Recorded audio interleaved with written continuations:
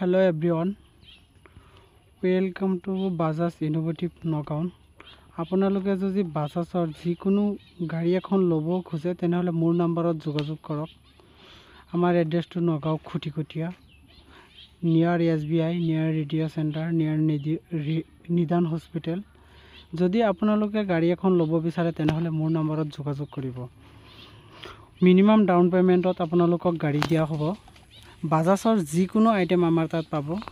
Specially Bajaj Gogo P5009 এই গাড়ীখন available আছে। আপোনালোকে ল'ব বুলি যদি ভাবে কোনোবাই তেনেহলে মোৰ নম্বৰত যোগাযোগ কৰক। আৰু বাজাজৰ RE পেট্ৰল ডিজেলৰ আছে, CNGৰ আছে। সেইবিলাকো যদি কোনোবাই ল'ব বিচাৰে তেনেহলে আমাৰ নম্বৰত যোগাযোগ কৰিব। এইটো মোৰ নম্বৰ। আসলতে মই এজন ইউটিউবাৰ নহয়, মোৰ চেনেলটো আছিল কাৰণে এডভাৰটাইজটো কৰিব লাগে, সেই কাৰণে দি থৈছো। মানে এডভাৰটাইজটো হৈ গ'ল, কাস্টমাৰ আহিলে সেই বুলি দিছো। আৰু যদি গাড়ীৰ বিষয়ে কিবা জানিবলৈ আছে তথাপিও কল কৰিব মোলৈ।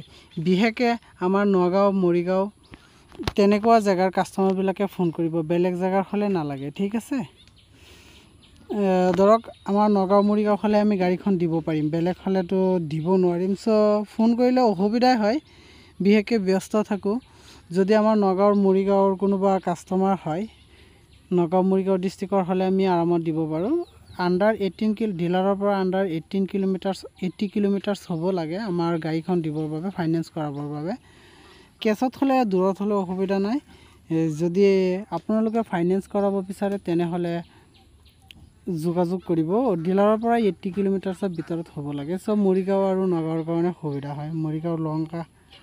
মৰিগাঁও নগাঁও হোজাই লংকা এইবিলাকো দিব পাৰি, প্ৰব্লেম নাই।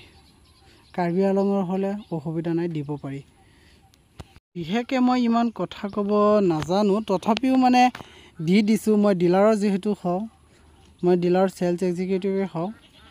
আপোনালোকে যোগাযোগ কৰিব। গাড়ীৰ বিষয়ে কিবা জানিবলৈ হ'লে জানিব, কোনো অসুবিধা নাই। মই সম্পূৰ্ণ গাড়ীখনৰ বিষয়ে সম্পূৰ্ণ জানিবলৈ হ'লে মোলৈ কল কৰক। কি সুবিধা আছে কি অসুবিধা আছে সব কম। লগতে গাড়ীখনৰ বিষয়ে আলোচনা কৰি দিছোঁ। যিখন আমাৰ বৰ্তমান বিশেষকৈ বেছি চলিছে সেইটো হ'ল বাজাজ গগো P5009।